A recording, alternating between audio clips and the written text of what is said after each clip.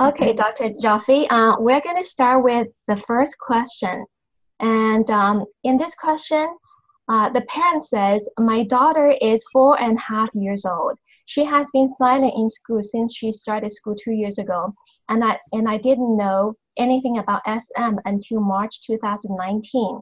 She participates activities at daycare and started to participate in activities in extracurricular classes, which are English and art classes. And in art class, she was too nervous to hold the pen in the beginning, but later she could do it. She participates in English class, but still cannot answer the teacher's questions. So this parent's question is, how to choose extracurricular classes for SM kids?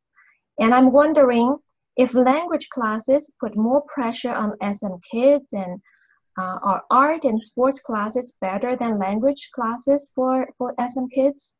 And the second question for her is, after my child can answer questions, what can we do to encourage her to proactively ask for help when she needs the help?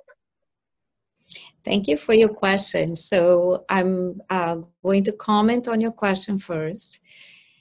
I am sorry to hear that it took 2 years for you to receive the help that you needed to receive.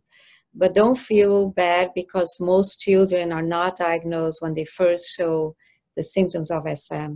That's why being part of this organization is so important, because you're going to help other parents be aware of it before too long. But no matter what, you are getting a good start. And you have some things that you said that it's very good that you are putting your child in an extracurricular activities. One of the things that I notice is that she's too nervous to hold the pen.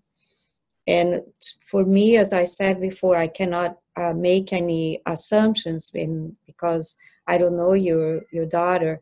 But a child who is 4.5 and I don't know what kind of pen she's being given, if it's a thick pen or a thick crayon, or if it's a thin pen, if she doesn't have the fine motor skills, and if she may be a little bit perfectionist with that, I would kind of look and see what is going on that she's too nervous to hold that, because a lot of kids are very conscientious if they hold the pencil or the pen differently. I don't think a 4.5-year-old should be using a pen.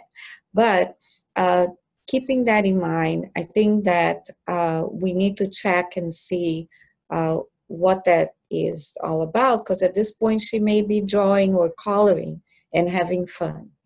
Now, it is important to choose extracurricular activities, and I like that you're doing that in school.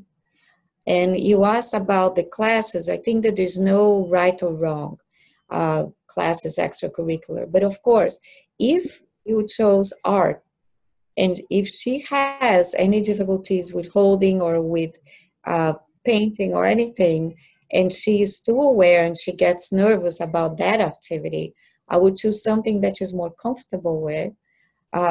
Or I would choose this and ask the teacher, because we always have to educate the teacher about SM. But I would ask the teacher to spend some time alone with her and have fun and make mistakes and paint with the fingers and do something really creative that is fun and is not necessarily academic. So the sports, some children do really well with sports, and some children like sports. I think that the most important thing is to do something that she likes. Then you asked about language. Of course, if she is having to use communication, verbal communication, the whole day at school, and then afterwards she's into a language class, that may create anxiety for her. So I would do something fun. And remember, I will go back to that model that I talked about, an activity that she likes. What does she like to do at home? If she likes to do something at home that they have something similar at school, go ahead and do it. And then you asked, what are some of the things that you can do to help? I think that when she needs help, first of all, if she when she starts answering questions, that's what we say a verbal response. So the next step would be for her to initiate communication. That's according to Dr. Shipon Bloom's scale and bridge of communication. So if there are two areas that for sure right now, since she's not speaking in the classroom yet, we need to address, and I addressed that in the book that you so kindly found ways to translate into Chinese. One of them is bathroom necessities, and the other one is when they get hurt. I have kids who do not use the bathroom the whole day that they are there. Once they have anxiety about in the bathroom with other children or being alone, but they also don't want to be on the spot and they don't want to ask to go to the bathroom. So many classrooms for a 4.5-year-old, they have the bathroom there, and if they don't have a nonverbal way of asking the teacher, I would develop that with the teacher. And also for after care, if your child is doing after school activities, I would do the same. And the other part is I have kids who really get hurt in the playground. They don't even cry in front of the teacher because they don't want to. What's the first thing they're going to say? What happened? And they won't be able to say. Or they don't want to go to the nurse's office if they're older. So it is for her to get help in those two areas even before she communicates. Afterwards is where the intervention starts.